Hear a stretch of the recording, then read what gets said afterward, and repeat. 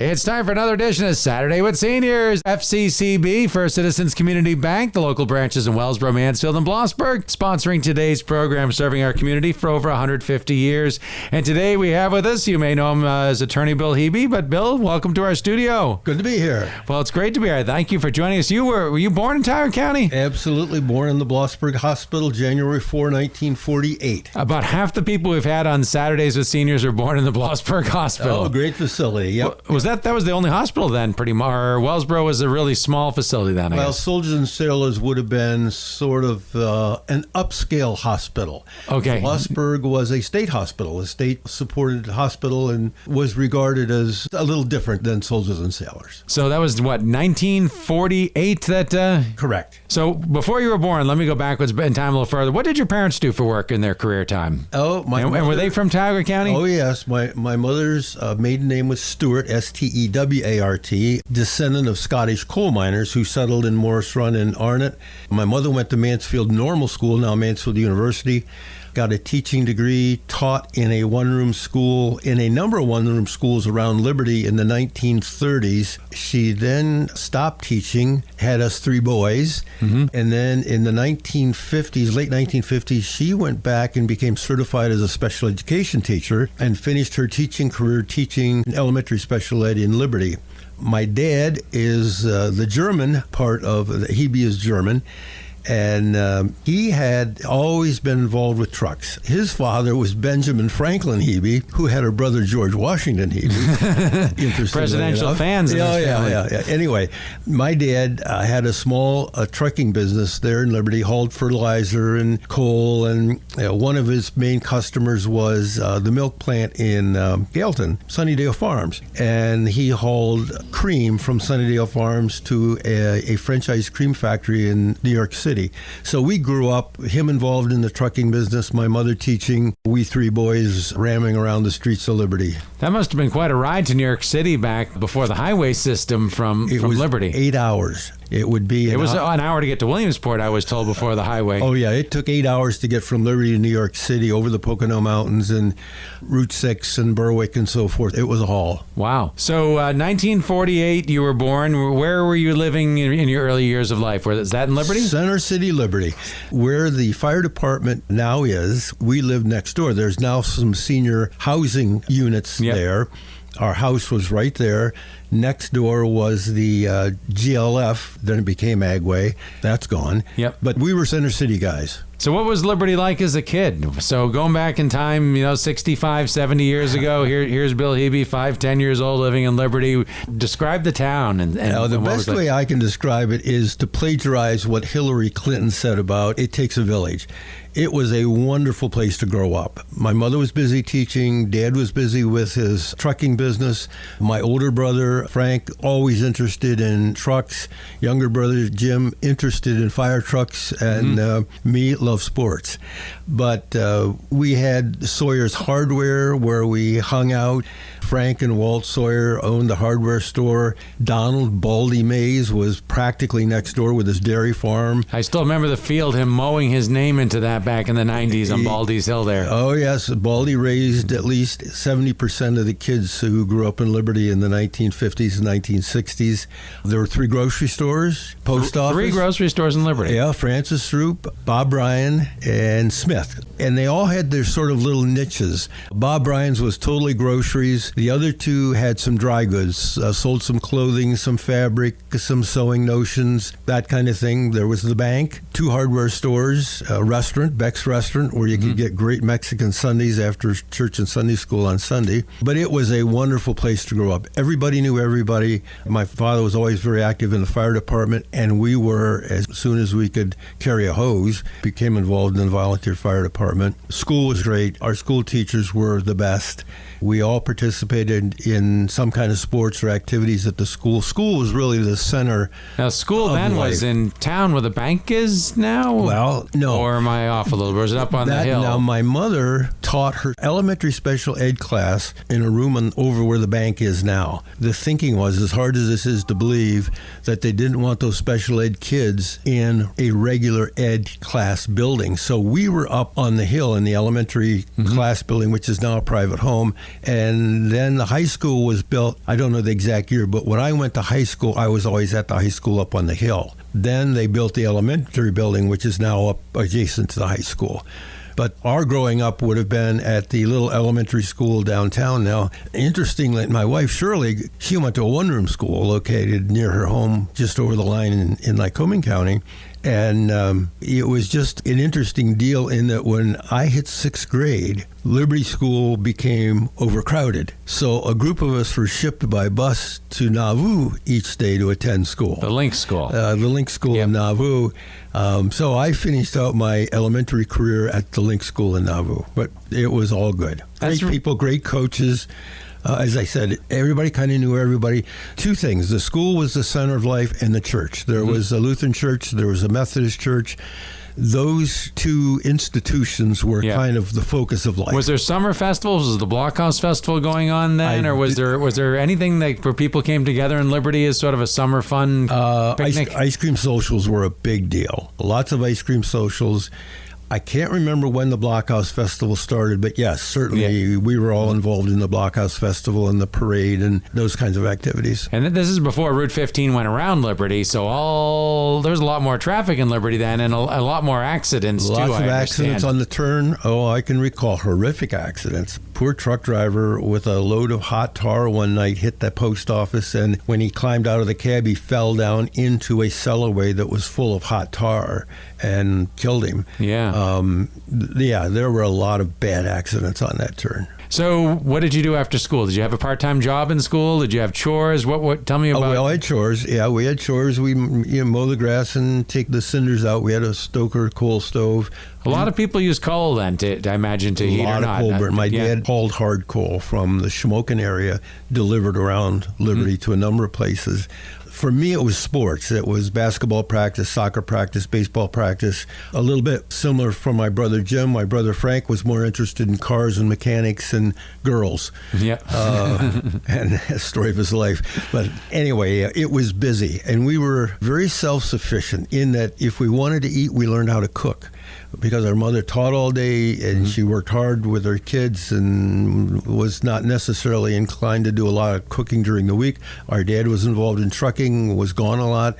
So we learned to cook and take care of ourselves and be about the town is about what our life was. You probably had a sewing machine in your house too. Today, I bet 10%, well, maybe a little more than 10%, but 10% of homes that sewing machines that they still use at all. And back then, seems like what I'm hearing from people is people had to stretch their dollar a lot more. A little rip in a pair of pants didn't mean throw it out. It wasn't a throwaway society then. My mother darned socks. We never bought a Halloween costume. She always made the Halloween costumes. I can remember the Ringer washing machine. God help you if you ever got your hand caught in the thing. Was this a motorized Ringer washing motorized machine? Electric motor. Literally two rollers that squeezed. Yeah. Keep your hands out. And wash tubs is how the washing was done. The clothesline. I mean, every house had a clothesline with clothes flapping in the wind. On a day like today, there'd be clothes. And of course, we had Brownie's Barber Shop. Is that the one that just recently closed and became the Cupcake Store, or is that somewhere else? Yeah, it's the same location. Yeah, right along the river. Mr. Heatley was in that after Brownie. Clarence Brown was the barber when we were growing up, and he had two styles. You had to choose an A or B. You got pretty much shaved, or you got a crew cut. The thing about Clarence is Thursday afternoon, the town smelled like burned hair because that's when he took his hair down and burned it in a hair that he cleaned up in his shop in a burn barrel behind his house. So the entire town would smell like burned hair on Thursday afternoon. That's an interesting memory. Oh, my. Oh, yeah. Very distinct memory. So the fire company, you said you were quite involved. Do you remember any of the major fires? What were some of the biggest fires in Liberty's early days? Barn fires. Yeah. We had a private telephone at our house. The number was 46. And you had a two-digit phone number? Two-digit phone number, 46. And one of the reasons was my dad's trucking business, but also he would get the call for fires. And Goldie, who was the operator over at the telephone office, my wife's aunt, Goldie, if there was a fire, she would ring a long, long ring so that the phone in our house would ring and ring and ring steadily. And we knew then that it was a fire call. And we would all take off and usually, not usually, but often a barn fire in the middle of the night as a result of lightning. The big fires that I recall, the milk plant burned, but that was a little bit before my time. That was a big fire. The apartments in town burned, that I recall, but the barn fires are the ones I most remember. Yeah, and on occasion, cows would die in their stanchions in those fires, and that was a little traumatic for a teenager to see that. I can imagine that, yeah. So what was your first paid job? Delivering newspapers, the Williamsport Sun Gazette. There's a job that doesn't exist anymore. $1.56 a week is what the Williamsport Sun Gazette cost you. We had two routes. I had one that ran up Route 15 to Mrs. Breitenbaugh's house, who had a nasty old blind dog that would like to go after the paper boy. Probably 13 or 14 papers I delivered. My brother Jim had a route in town. He probably didn't deliver quite that many, but that was the first job. And Mrs. Kimball was the agent for the Sun Gazette. And every month we would go to Mrs. Kimball's house with our stash of cash. And we would get our pay. I think we got a dime a paper. I can't remember. Yeah. It wasn't very much, but it was... It was responsibility, and you learned from it. And, you had to do it. You had to do it 6 days a week. Raining or not, you're out there. Deliver those papers. I hear a lot about the Sun Gazette. I mean, people read it some around here now, but was that the main sort of... Oh, yeah. The Sun Gazette was the newspaper. And then on Sunday was the Grit. Grit Publishing Company in Williamsport published a national newspaper that circulated called the Grit, which was an interesting paper. World news, but almost like a weekly farmer's almanac of all kinds of sewing and cooking and helpful hints plus news. Weather, a great paper. Yeah, I still see the building in Williamsport. The sign still says the Grit on it, even though they're no longer publishing it. But and then on Sunday, someone delivered the Philadelphia Inquirer and the Grit to the firehouse, and there would be 15 or 20 of those that people would come down and pick up. Yeah. Mm-hmm. I mean, before the internet, which isn't all that long ago, and before TV, because when you were born, there was no TV, I assume. Oh, no, not till I was 8 or 10 years old. It was either AM radio at night to get your news or the newspaper. Yeah, we loved AM radio. We listened to Buffalo, WKBW in Buffalo. Tommy Shannon was the disc jockey that we all... So you listened to music from Buffalo? Oh, yeah. AM, very powerful AM station. Mm-hmm. We were able to get KDKA in Pittsburgh and listen to the Pirates game. Guy named Bob Prince called the games for the Pirates. Yeah, quite a memory on this here. Poor guy was a really dedicated fan of the Pirates. Poor guy was an alcoholic. Fired a couple times by the Pirates, but rehired. Had a great voice. We listened to WLS, the Voice of Labor in Chicago. Great station. And then there was a Richmond, Virginia station that we could get if the weather was right. But the go-to station was WKBW in Buffalo and a station in Milton. WMLP, I think, in Milton, were the stations we listened to. As we got older, it would be WRAK in Williamsport. They were a more adult station.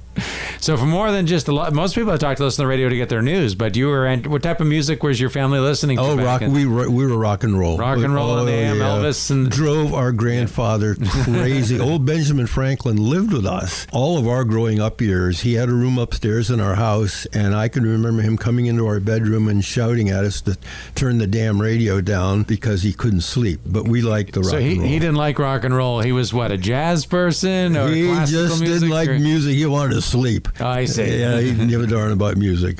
So when you were a kid, you had 78s or 33s, the records? Were they the old Victrolas? 78s. Yeah. So 78s. One song aside, these big old clay records. Yep. And then eventually we got the 33 1/3s. Yep. And I always like to listen to some instrumental music, some jazz and that sort of thing. My brothers were pretty much the rock and roll exclusively. My mother loved Montavani and Lawrence Welk and... What mom didn't love Lawrence Welk? Oh, jeez, it just drove us crazy. Saturday night watching Lawrence Welk was you just had to do it. So when you're saying watching Lawrence Welk, that was when you had a TV? That's when we had a TV. So how far ahead in your life do we jump ahead before you got your first TV? About 10 years old, about 1958 or 59, I would guess. What I remember, we had one station, the Binghamton station. You could pick that up in Liberty. Well, there was a town. Kind of. There was a town system with an antenna. A shared antenna. The early days would become cable TV was the shared antenna concept. Walt Sawyer established this little system. I think it was still called Sawyer's Cable when I first moved to Liberty in 95. The tower was up on Baldy Mays' farm. And every person in town paid a little bit each month to defray the cost of the tower so we could all watch the Yankees on Sunday afternoon. Yeah. Phil Rizzuto and the Yankees. And did it come in nice and clear all the time? Or no. No, it was a challenge. So you watched the game on there. Did you see any of the famous moments on TV, like when the Beatles were on the Ed Sullivan show? Oh, my, yes. Oh, that would be the end of the world as we knew it. My mother, a staunch Lutheran, just could not believe that we were being overtaken by these British guys. British invasion, as they were calling it. I guess in her eyes, that's what it was. And you know what's interesting is my mother did not have the same reaction to Elvis. She loved Elvis. Huh. And, you know, there was this great feeling that he was destroying the country with his swivel hips and so forth. But now that didn't bother her in the least. But those Brits coming over here with those funny haircuts, she couldn't buy into that. At the time, the Beatles were considered to have extremely long hair for men. That was really we look at him now, and I wouldn't even call it long hair. I just say he needs a haircut. Especially in Liberty with Clarence Brown cutting the hair. Yeah, you're right. You wouldn't have seen many Beatle cuts in Liberty. What else do you remember on TV? Did you see them land on the moon? Yes. A lot of sports things. I remember when the Pirates won the World Series. The third baseman hit the home run that won the World Series in 1964. We loved the Dodgers. Just a short anecdote. My dad had a black truck driver named Sam Hanna from Blossburg. Great guy, good employee. And if we begged long enough and hard enough, Sam would let us ride to New York City with him with a load of cream.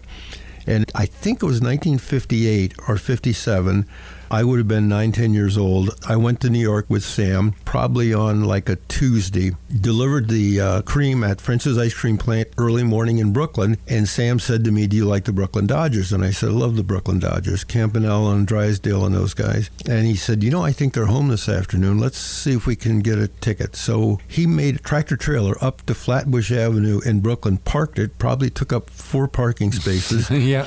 We go in Ebbets Field. I remember 2 things. Number one, there was a huge chandelier as you walked in made out of baseball bats. And we went down the right field bleachers and sat down, and I looked around and I thought there is something odd. And then I realized I was the only white person in the right field bleachers. Totally segregated Ebbets Field. Yeah, the world was pretty segregated in the 50s. Absolutely. Of course, I was made to feel at home, no problem, but it was just an odd feeling. In that time period, Tioga County was pretty Caucasian in the time period. Oh, my, yes. Sam lived in Blossburg, worked for my dad in Liberty. There were no blacks in Liberty. Probably Sam was the only black in Blossburg. There were black families in Gailton. I remember the Jackson family in Gailton. Yep, there's still Jackson family in Gailton, last I knew. Played basketball against those guys, but not many. It was pretty white. How did Tioga County treat people of different ethnicity then? Were they open armed to it, or was racism still a bit of more of an issue then? Racism was no problem. It never occurred to us. As I said, we grew up knowing Sam, riding in the truck with him. I will tell you a little story, though. My brother Jim was riding with Sam one time to New York. They went into a restaurant. Sam got up to go to the restroom, and a white couple came over to my brother and said, "Are you all right?" They thought he was being kidnapped by this black truck driver. Just made my brother Jim assumption. could not understand what the issue was. But no, I didn't sense any racism at all. I went to basketball school in North Carolina when I was a sophomore in high school, and I was shocked to find that black kids could not stay on the same floor in the dormitories as we whites. And there were still whites-only drinking fountains, still whites-only restaurants, and that was a shock to me. And when I came back and reported that to my parents, they just shook their heads. I mean, they couldn't believe it. Yeah, sounds like your parents were pretty ahead of their time and forward-thinking. Oh, my, very much so. Oh, yeah. Yeah, my mother especially. So, your first car, do you remember getting your driver's license? Oh, sure. What did you have to do to get a driver's license back then? Go to Wellsboro. Same as now? Yeah, go to Wellsboro and pass the driver's test. Let's see, my first car would have been a 1962 Plymouth Valiant with a slant 6 engine, stick. I barrel rolled it one night coming back. I worked at the Williamsport Sun Gazette when I was in college, and I fell asleep coming back to Liberty one night and rolled it over down in Buttonwood. But then I bought another. So I had 2 of those Valiants. They rolled well, so why not? Yeah, I survived it. They were interesting little cars. That's neat. Probably don't remember what you paid for it, but I'm guessing it was $400 or $500. I'm surprised it was that much. Yeah. I bought a 1958 Chevy from a guy here in Wellsboro, and I think I paid $250 for it. one of those orange and white two-door hardtop, great car. And were you still living in Liberty at this time when you bought this first car? Oh, yeah. So how often did you go from Liberty to Wellsboro or Mansfield? Not Wellsboro and Mansfield, Williamsport. Mm-hmm. We seldom went to Wellsboro or Mansfield. All the shopping, dentists, that was all done in Williamsport. There wasn't a gas station in Liberty, or was there a gas station in Liberty? Well, there was Foley's gas station in Sebring. Frank and Walt Sawyer at the hardware store had gas pumps. Oh. And that would be at then the Chevron station in Buttonwood. Mm-hmm. But they would have been the three. Yeah. Back then, gas was, $4 a gallon? Well, for a quarter, we could cruise Saturday night. Yes. That's what I remember. Two things. Gasoline, a quarter to 50 cents, and you were good for a Saturday night. And a pack of Camel cigarettes was 26 cents. My dad used to smoke Camels till the day he died.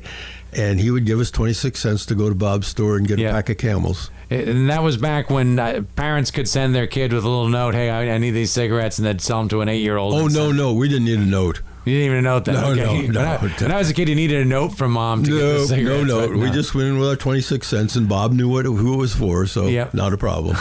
Any other interesting stories that you remember from your early days down there? Oh, my. Things that are different now? Yeah, 2 feed stores. There was the GLF, stood for Grange League Federation, which was next to us. That was run by Larry Mays and the Schonbacher family, great families.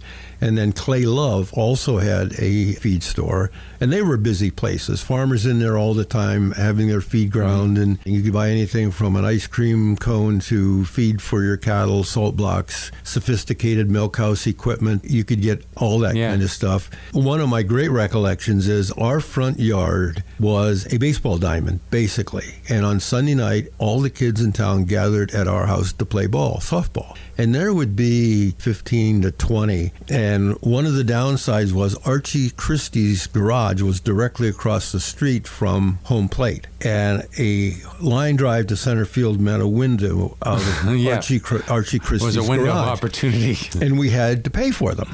We paid 13 cents to Archie for each window we smashed. So we'd see him Monday morning and fess up and pay. That wasn't a bad price. That's half the price of a pack of cigarettes. He'd replace the windows. And the other thing, Kevin, there was no town sewer. And literally, there were places where sewage would kind of lie in ditches in the town just because there was no town sewer and not great drainage. And if you hit a ball to right field over in a vacant lot between Christie's garage and house, that was called a sewer ball. Because you'd have to pick it up and clean it off. There was a second base rule on that. It was a two. You could go. It was a double. It was a ground rule double. But somebody had to clean the damn sewer ball off before you could continue to play. But it was a fun. This league wasn't without its challenges. A lot of time fishing, a lot of time playing ball, and then as we got older and got driver's licenses, oh my, we had a '37 Ford Coupe that we paid $400 for that had a 265 Chevy V8 in it. The thing would just fly. We had a lot of fun with that thing. Yeah. Hey, you mentioned your brother was into cars and girls, but obviously you got married to Shirley, so at some point, women became important in your life too. 1968 we got married. We've been married 54 years. And how'd you meet her? Grew up together. Yeah. Now, we didn't date until college. One Memorial Day, a group of us just got together and went to Hills Creek, boating and fishing and swimming and so forth. And we sort of got together that night and started dating a little bit. Then I went off to work at a summer camp in Carlisle, and I thought, boy, that's a pretty nice lady. So I loaded her some notes, and I understand that her attitude was, how do I get rid of this guy? But be that as it may, we got together and married in 1968. She taught. Our first year of marriage was in Williamsport. I finished Lycoming College in 1969. She taught in elementary school in South Williamsport. Then we went to Philadelphia. I went to Villanova Law School for 3 years, 69 to 72. She taught 3 years in a wonderful little elementary school in suburban Philadelphia. We came back to Wellsboro in 1972. She taught for a little while, and then we soon started adopting kids. We adopted 4 kids, and that was the end of her teaching. And she's been a homemaker and a great wife and a great mother. Yep. Adopting kids, how'd that work out for you? Is that something you recommend for people? The best. If it isn't for people to adopt in this world, I mean, you really made adopters make a difference in this world. It's been a blessing on us, too. Our first was Molly. She was very tiny when we got Molly, and then it became almost impossible to get American-born children. maybe abortion, whatever the reason, it just became difficult. So we went the foreign route and adopted 3 Koreans. And it's just been wonderful. Great kids, grandkids, and great-grandkids. So you're a grandpa. Grandpa and great-grandpa. And a great-grandpa. Oh, yeah. Well, congratulations on that. Oh, yeah, that's been great. Well, let me ask you the question I ask a lot of people. If you could live your life again, would you rather have been born in this time generation or your generation 75 years ago? What do you think? Trade the technology in for everything you had before or not? No, the growing up in Liberty and our life's experiences, my brothers and I talk about it a lot. It was just a unique situation, great school situation, a great community situation. And we were outdoors all the time. It struck me in my years of practicing law, 50 years now, as I drive around in the winter, I seldom see kids out sledding. The same thing, yeah. And we were, from the time we got home, boots on, coats on, gloves on, outside sledding. In the summer, it was baseball, fishing, and boy, I just worry about the kids and the screens and the time in their rooms, and we just enjoyed it so much. I often think of the guy who taught at University of California at Berkeley, astronomy, I guess, would be the course. And he had this elaborate facility built where kids could study the sky and the stars. And one of his students said to him one day, "Can't we just go outside at night?" And I thought, he's right. What are we doing in here? And I worry about kids missing that experience of being outside in the woods. Sunday afternoon, we just go in the woods. I think about it all the time. You drive through Blossburg or through Wellsboro or Mansfield, and it just doesn't matter what it is. It was Saturday afternoon, beautiful, and it seems like there should be a kid playing hopscotch. There should be a kid playing ball in the yard with dad. There should be a kid mowing the lawn. There should be a kid riding his bike. And you don't see a soul. That bothers me. Yeah. The winter with nobody sled riding, when school's out, and I used to represent a lot of school teachers, and I had to travel a lot that time of day at the end of school. And you would think coming back from Potter County, you'd see kids in Gailton and so forth on sleds, but never. Yeah. Yeah, I remember thinking to myself, why do we need gym class in school? Because kids get so much exercise outside of school. Yeah. I literally would think that because it'd be like, if you just let me out of school earlier, I'm just going to be climbing trees and running around the yard and playing tag or whatever we played, back then and with the time. But that's... No, I wouldn't trade the time that we grew up for anything. That's about what I hear from pretty much everybody on the show. Well, Bill Hebe, our guest here today on Saturday with Seniors, thank you for your time. And thanks for sharing your stories about growing up in Liberty and what life was like back from 1948 when you were born in those earlier years. It's all brought to you by FCCB with local branches in Wellsboro, Mansfield, and Blossburg, serving our community